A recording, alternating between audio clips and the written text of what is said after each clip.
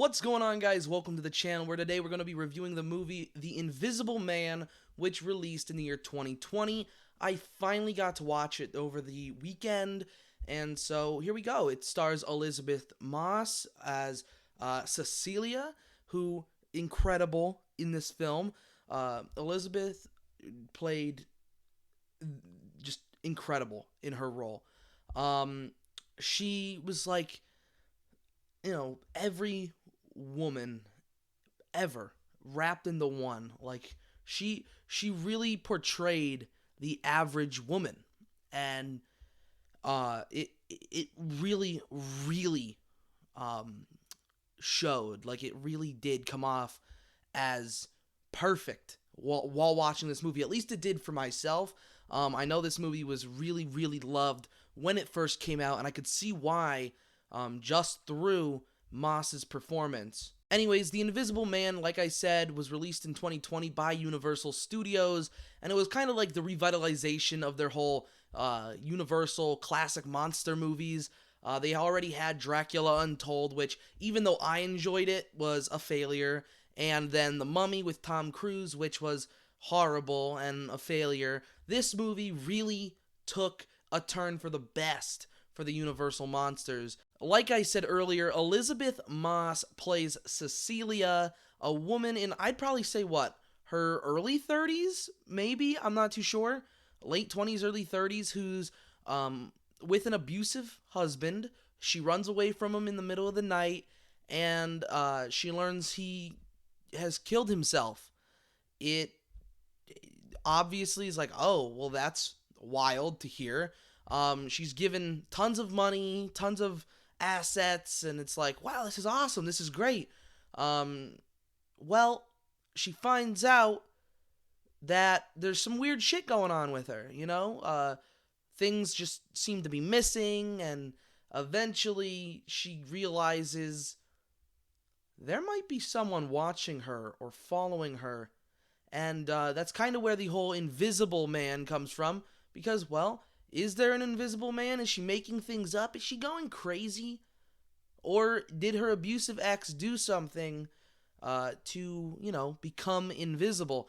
And obviously, this movie being 2 years old, most people who would watch this probably already know he does. He creates some suit full of cameras that allows him to be invisible. And it is actually insane. Like, there are scenes in this movie where I was just sitting there like, whoa, wow.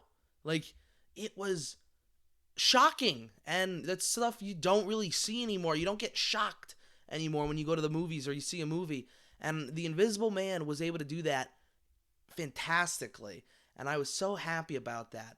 Also, the detail in this film was awesome. There's a scene where there's a knife on the kitchen counter that you watch. It gets picked up and taken off the counter, and you don't know, like, if you weren't focusing on the knife on the counter, you didn't realize, because Elizabeth Moss's character Cecilia is walking out of the screen, so she's over here walking away, the knife is over here. So not everyone noticed, and I actually, my family watched the movie a couple days after I did. I think it was on Monday of this week. They watched it, and neither my mother or my sister had noticed. And I was like, oh yeah, yeah, and it was fantastic. There was just little things in this film that make you really wonder, and it really did a fantastic job. So, guys, other than Elizabeth Moss, who plays our main character Cecilia, she really was incredible. We have other big names such as Oliver Jackson Cohen, who played her ex-husband Adrian. We have her best friend in this film, played by Aldous Hodge, James Lanier or Lanier. I can't remember which way it was pronounced. Storm Reed, who plays Aldous' daughter Sydney. Fantastic. Cecilia's sister in the film, Emily, who's played by Harriet Dyer. And then Adrian's brother, Tom, who is like the lawyer of his like estate when he dies in the movie. And it is a very good cast. Like, we're talking probably the best cast in a movie I've seen in a while, and I've seen, as of today, 158 movies in 2022 alone. I keep track of them. I have them all written down because I'm a freak. Um, but yeah, no, it's true. So this might be one of the best movies I've seen this year. Um, if you haven't seen it, I've definitely spoiled it for you, but you should still go and watch it. There's so much I haven't talked about in this film that make it an incredible movie. Or I'm sorry, did I say in this film? In this video that make it an incredible movie. Honestly, in my opinion, Universal really gave themselves a break here with The Invisible Man because, you know, they have all this property of Dracula and Frankenstein and the Mummy and da-da-da-da-da, all these classic Universal monsters that we've had, and we all know they're household names, you know? Universal has all of those, but they don't know how to use them in today's world, and we've seen it so many times throughout the years. They had what, Dracula 2000, and like all these weird, you know, Dracula Untold, and Tom Cruise's The Mummy, and you know, finally we get something with The Invisible Man that is modernized and good, and they did it in such a way that it hit home. It hits home for many, not just women, but family members of people who were abused. That you know, they feel that sense of you know, sadness in everything happening in the character's life. You know what I mean? It really does hit home. So Universal, huge film, really, really great break for them. And honestly, if I'm Universal Studios, I am using the director they had for this film, which I don't want to butcher his name. Let me look at it one more time. Lee Whannell. Whannell.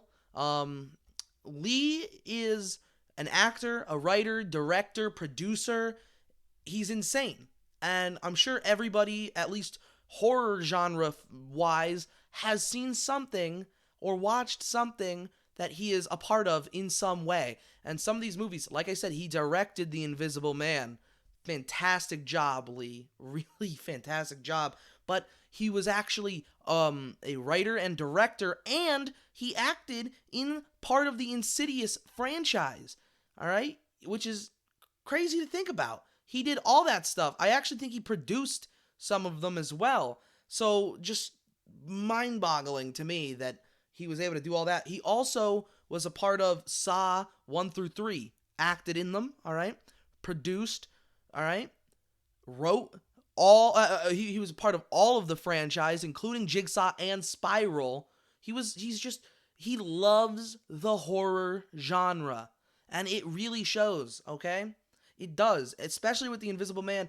I'm not sure if The Invisible Man is something he grew up like in love with, or if it's just, you know, another horror thing that he enjoys, you know. But he really took his time directing this film and making sure this film was perfect, and it was. It really, genuinely was.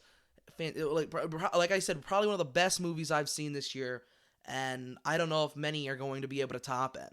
So, The Invisible Man, you know, if you've seen it, tell me what you think about it. If you haven't seen it and I ruined it for you, I'm sorry, okay?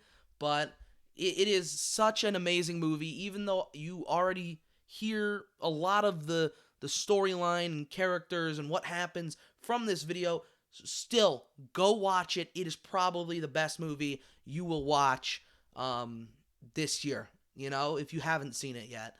100%. Great movie. Watch it every day of the week. Thank you guys for watching the video. If you enjoyed it, leave a like down below. If you have any questions or comments, you want to tell me I'm an idiot for loving this movie, tell me why. All right? I will fight you on this hill. So tell me why. If you agree with me, tell me, you know, what you loved about this film. You know, who was your favorite character? What was your best part of this movie? Go ahead and comment all that down below. And if you're new here and you want to catch more stuff just like this, go ahead, subscribe to the channel. I make videos about movies and video games, So you're gonna get, the best of both worlds in that realm. So thank you guys for watching, and I'll see you in the next one. Peace.